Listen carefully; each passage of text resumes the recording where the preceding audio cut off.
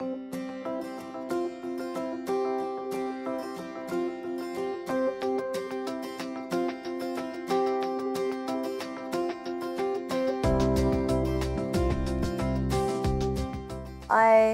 will drive to work, and that's the main thing I actually drive to. I don't use the car too much on the weekend or in the evening because I'm near trams and trains, and I'll just walk because I'm so close to shops as well. I'm retired. Increasingly, being active is really important. So I'm always considering whether I can go without the car, rather than when I was younger and didn't give that a thought. It was in the car to do as much as I could.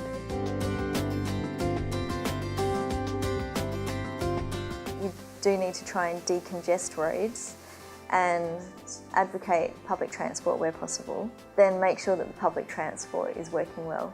Around here is going to be really hard to drive. In the last 12 months, 10,000 new apartments going up.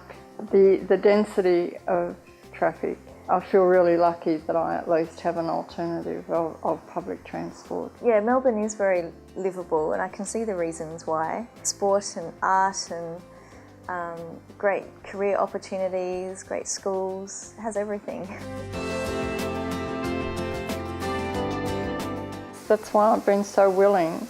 I think any study that is being made of our habits or the traffic, I do think it's one of our really big problems. I was happy to share my ideas.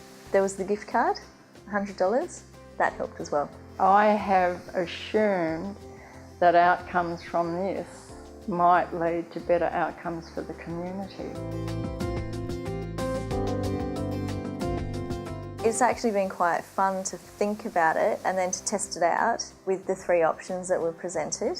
And this would reinforce it, that someone who has 200 trips a month should be charged for more than somebody who does 5 trips a month. I found it quite interesting to see the user paid system, and yeah, I'd be open to exploring it more.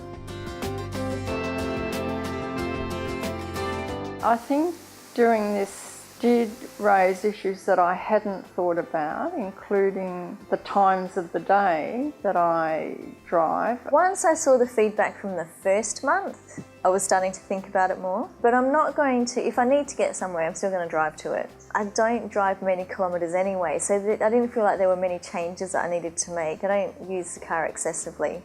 The other thing that I would not ever have thought about is how a government, for example, might tax us, that there were various ways of going about it which might encourage us or inhibit us from travelling. I don't think I'd ever thought of that before. I like being on the road survey. I found it more interesting as I've delved deeper into it. I've quite enjoyed it.